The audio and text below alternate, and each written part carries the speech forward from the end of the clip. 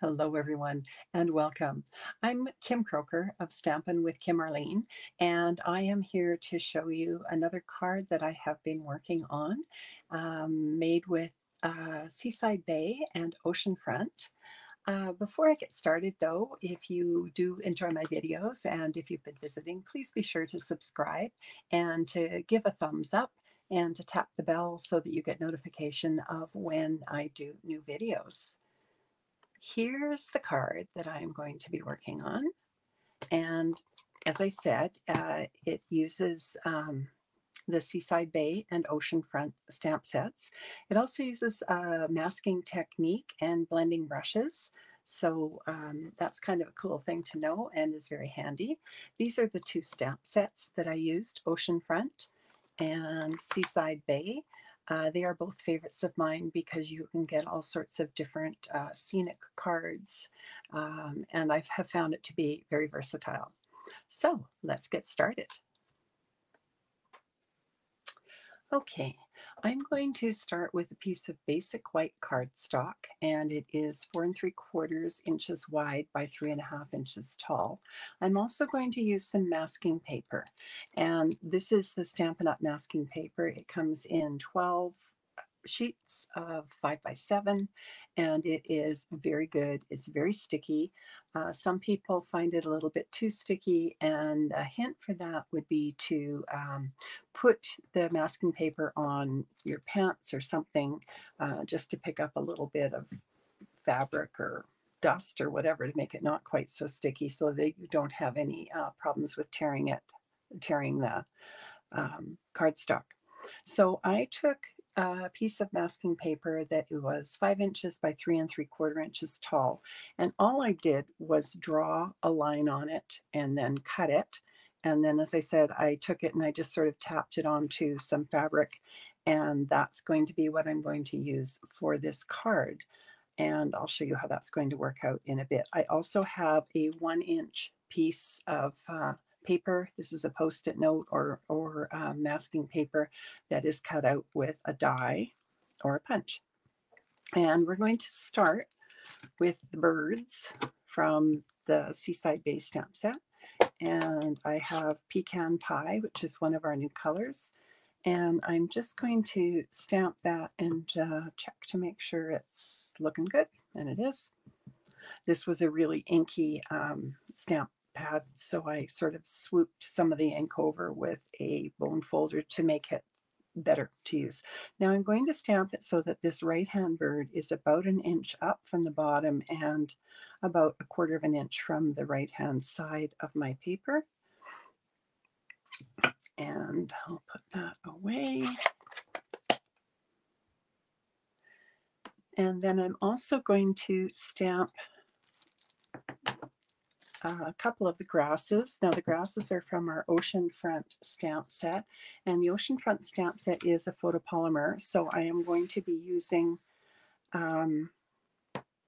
the Pierce Mat because that's a good thing to use when you have the photopolymer stamps. It gives better contact with the stamp to the paper. And I'm going to put this, before I do that, okay. Another thing that I have done is on the Stampin' masking paper, I have taken the birds and I've stamped those. And this is on the masking paper. And then I will cut the birds out. You have to fussy cut them. You can't cut them with a die because you want to actually cut them a little bit inside the line. It's funny that the thickness of the paper will make a difference with the stamping, but it does. So if you cut it right along the line, then you'll have a little bit of a white space around your masked bird. And so to avoid that, you're going to cut it a tiny bit inside, and you don't have to cut around the feet. You can cut the feet right off. And then I have this done already. And these birds have been used a few times. I've actually put little numbers on them so that I can easily line them up. And I'll start with the beak. lining up and then heading back toward the tail.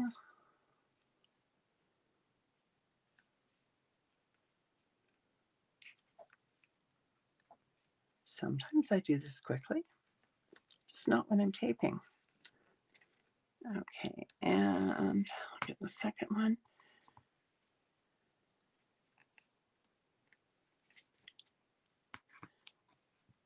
And the third one. And the reason I'm doing this is I do not want the birds to be colored when I'm doing my blending brushes. And I'm going to take my old olive and the grass, and I'm going to sort of just stamp right over top of the bird.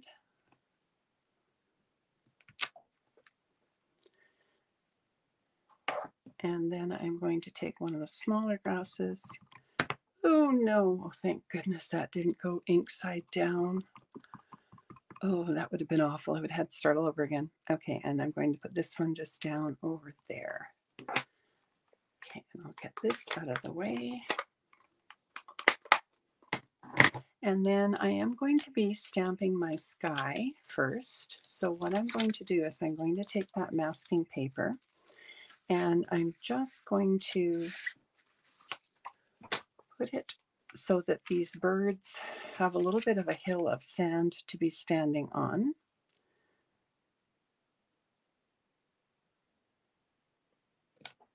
And I think that looks okay like that. And then I'm going to put my 1-inch masking paper with the sun. And then I'm going to get my blending brushes out. Oh, that's kind of cool. That holds my paper in place too. I'm going to start with some bubble bath ink and my blending brushes. Now, I know I say this every time, but just in case I have some new viewers here, whenever you're using blending brushes, you want to tap your brush off on paper. And quite often, if you're going at the edges, you'll want to start your color off the paper so that you don't end up with a blob of color. And I am very guilty of getting impatient and then wanting my color to go on quicker, and I end up with a blob. Anyway, so there, and I'm going in a circle around the sun. That is my bubble bath. Then I'm going to take Flirty Flamingo. Because I'm going from a light color to a darker color, I don't have to get a new brush. If I was going quite different, I might want to. And the inkier your ink pad is, the more careful you need to be. This one's not too inky. And my next one will be Tahitian Tide. I will get a new brush for that one. And speaking of new viewers, if you do find that you like my videos, that you're finding them interesting and helpful, please do give them a thumbs up. That will help me, but it'll also help pass the videos on so that more people will be able to see them. And do subscribe so that you can get lots of card making videos and tips and tricks and creative inspiration. So I'm going around a little further each time with each color. I do want them to blend. That was not good. See, that's what I mean. I get impatient and then I forget. I do generally like to make my corners a little bit darker, so I think I'm just going to be adding a little more color than I generally would. Now, when I'm going a little bit harder with the blending brush, I did pull that mask up. Those birds I have used for several times, and I think it's about time to make a new set that are a little bit stickier. I don't want to add too much color to this upper right corner because that's where I'm going to be putting my sentiment, although it's quite dark, so it might be okay. Now I am going to use my Tahitian Tide again. Right now I'm going to use them Lemon Lolly. And I want to take off this Post-it note.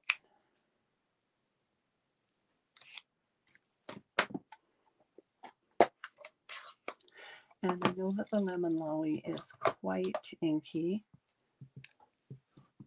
so I'm going to have to be careful with that one. I just want to add a little bit of yellow to the sun. Now, some people tap the blending brushes onto their ink pads. Some people sort of swirl them on them. I don't really think about it. Usually I tap. Sometimes I swirl if I'm not getting enough color. All right. Next thing I'm going to do, and I want to do this before I get too far, is my sentiment. And the sentiment is from Seaside Bay. And I'm going to use Starry Sky ink with that one. I'm going to use Starry Sky as my card base.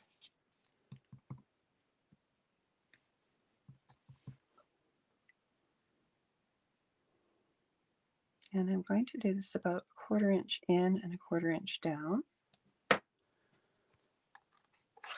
I'm going to be sort of making a frame, so I don't want to get it too close to the edge there. Okay, next thing I'm going to do is take a Post-it note and cover up part of my sky. This is going to be for my water line, and I want to make sure that I have this perpendicular to the edge so that my water line is going straight across. That's almost straight there. Okay, and then I'm going to use my Tahitian tide again. Now notice that I have some color in the water already. If I just put a tiny bit of the Tahitian tide on there, it will sort of look like a reflection, but this one is quite dark. So, oh, you know what? I'm not going to do it that way. I forgot. I am using the water stamp from Oceanfront. And this is a distinctive stamp, which means there's a range of variation of shading in the one stamp. You can even see that when I put that on the ink pad. You can notice that right here is a little bit darker. Actually, what I'm noticing is that there's too much ink on there, so I'm just going to, oh no, that would have been fine. I'm just going to take my bone folder and just slide. This is what I was talking about earlier. If it's too inky, you can just slide your bone folder gently across your ink pad and get the ink to one edge, and then I'll just wipe that off with a paper towel. And I'll just try that again, make sure it's good.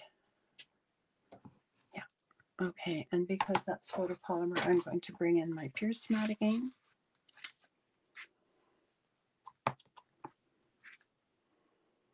And I'm going to stamp right over top of the bird.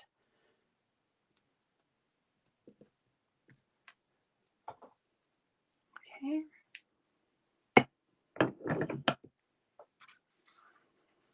And I'm just going to add a little bit of ink in there. There's a little bit that didn't get. This is what I mean with the thickness of the paper. You wouldn't think it would make a difference with your stamping, but it really does.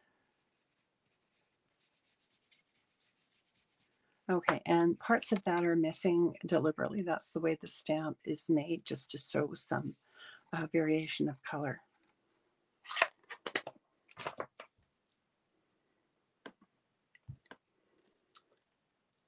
And next I'm going to get out the crumb cake, and this now, you can see a little bit in there of the color that does look like a reflection in the water. And I'm just going to gently remove the masking paper.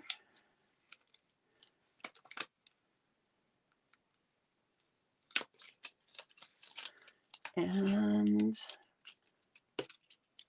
I will save that for another use. You can use it several times until the stickiness goes.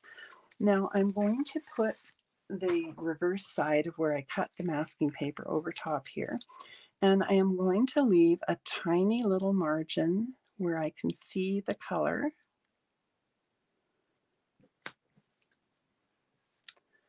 for the same reason that I mentioned before with the thickness of the paper. If I put it directly on top, I will very likely end up with a tiny bit of a white space. So I want to just move that in close and about the same away. Okay, that's a little bit crooked.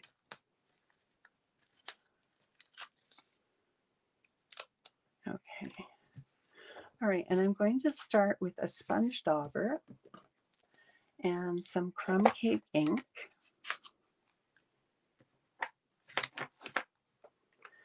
And the reason I'm doing that is I want this top of the sand to be a little bit darker than the rest.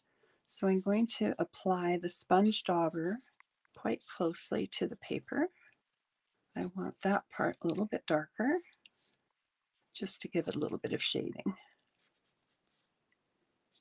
And then I'm also going to add a little bit of shading at the bottom of the birds, like a little bit of a shadow, and the bottom of the grass. And then I'm going to add the rest with a blending brush. You'll notice that it's quite easy to add the blending brush color over top of the birds with the masking paper there. The Post-it notes, as you probably know, lift quite easily. And I've just noticed the edge of my paper is lifted a little bit at the very edge. I'm just going to smooth it down. Sometimes that happens if you are pressing too hard with your paper trimmer when you're cutting. Okay, and I want to add a little bit of texture to the sand. So this is a stamp from Seaside Bay as well. You can tell my crumb cake is quite inky, so I'm going to stamp off before I do this. Okay, that looks done.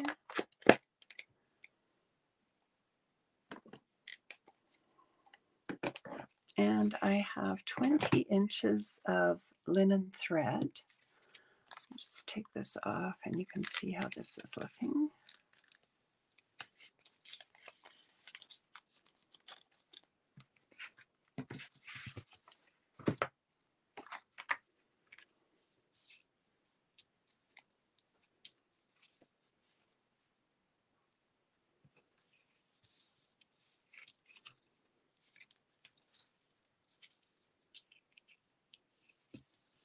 Now I'm going to end up putting this about 3/8 of an inch from the bottom.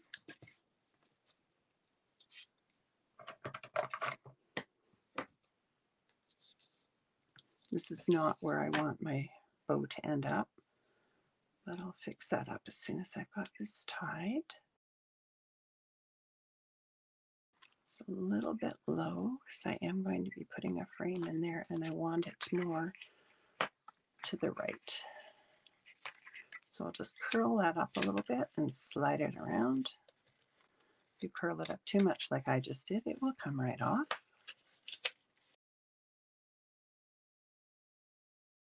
I am not good at tying bows, period. But when I do them, when I'm videotaping, they don't go well at all. Okay, next. I'm going to get a little piece of basic white cardstock.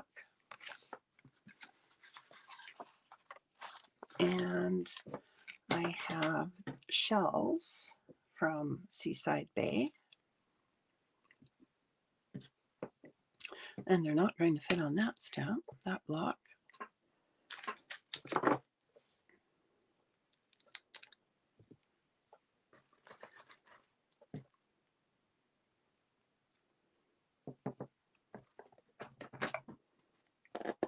And this is Smoky Slate. I cannot remember if I stamp it off. No, I do not.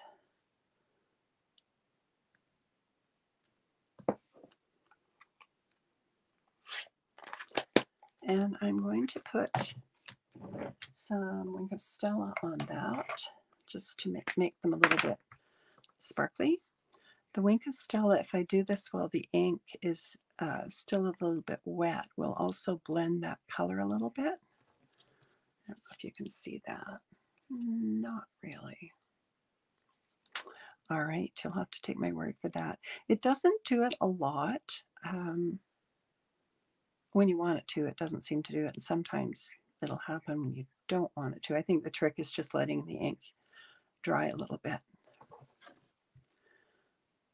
All right, and then these shells are really easy to fussy cut, but I do have a die in the Seaside Bay dies. And that was on my magnetic sheet. There it is. Good.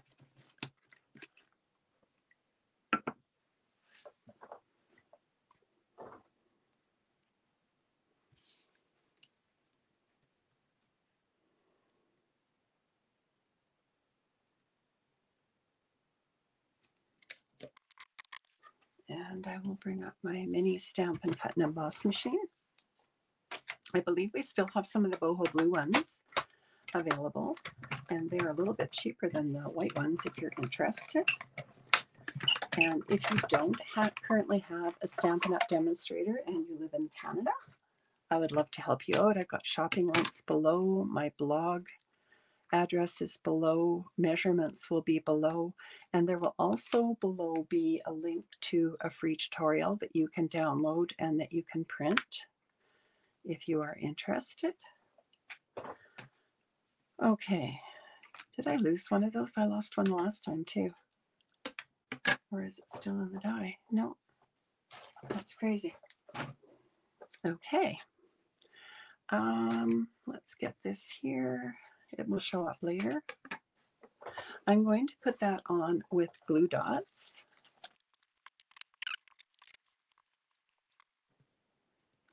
Now, if you want to, you can put a rolled up glue dot in the center of these, and then on the big one anyway, and then put glue dots toward the edge, and that will give a little bit of depth to them.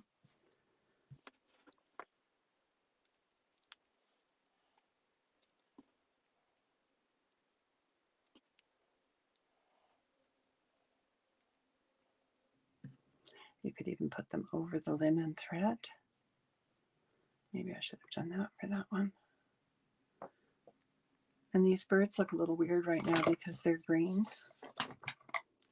So they just need to have the Post-it note removed.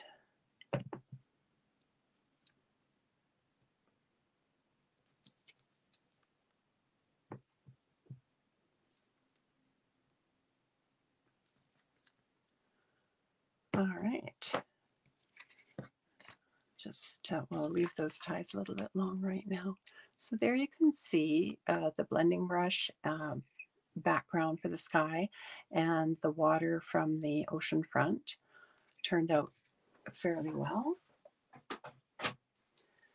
Now I have a piece of our stargazing paper, and the paper was cut to 5 1/8 by 3 7/8. And then I went around and just used my paper trimmer to cut a frame out of it. And the frame is about 3/8 of an inch. So you could do that. It's really easy to do with the paper trimmer that Stampin' Up! Has, because you can very accurately measure your distance and just put the blade in partway through the paper. This is the paper. This is one of the sheets of the Stargazing. It's 12 by 12 designer series paper. The other thing you could do is, if you have the stitched rectangles, nested rectangles, you can use 2 of those to make a frame. And I am just going to put some glue on there.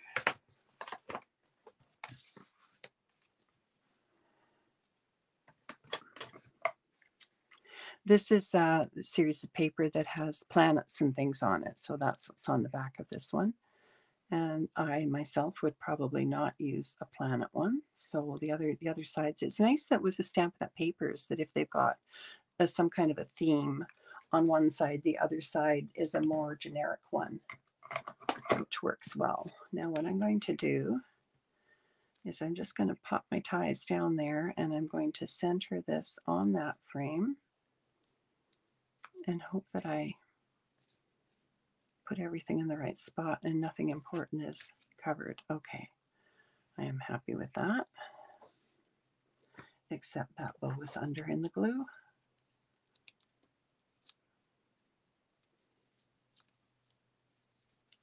Okay, and then I wanted to trim that bow as well.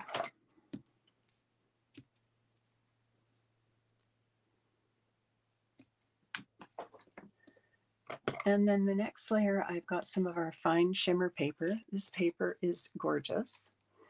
It comes in 5 colors. And these are the other colors that they're in the package, so you can't really tell too well, but this is Lost Lagoon, Pretty Peacock, Night of Navy, Berry Burst, and then this one that I used is the Bubblegum. So I'm just going to put some more glue on the back of that.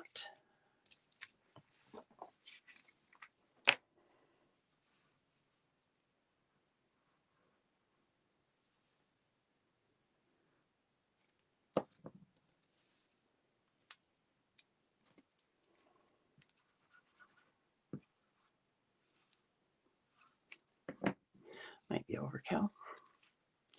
Now, if you don't like using all of that pretty paper, you could do the same thing and cut out a rectangle and use that for a different card.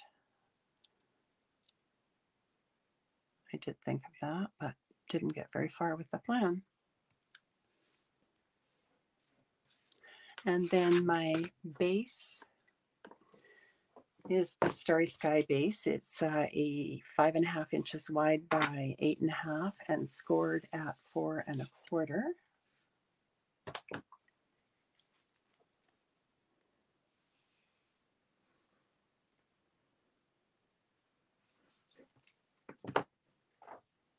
And I'm putting the fold at the top, and I'm checking.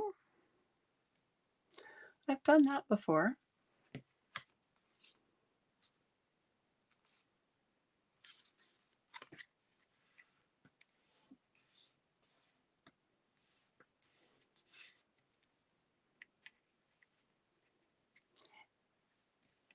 Sometimes the linen thread needs to be trained where to go, and if that doesn't work, you can use a glue dot.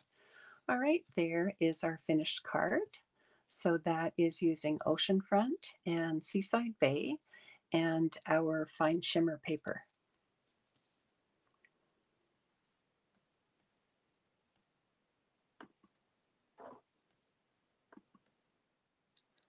So I hope that you like that card. There are a couple of things that I did with this card after I finished the recording.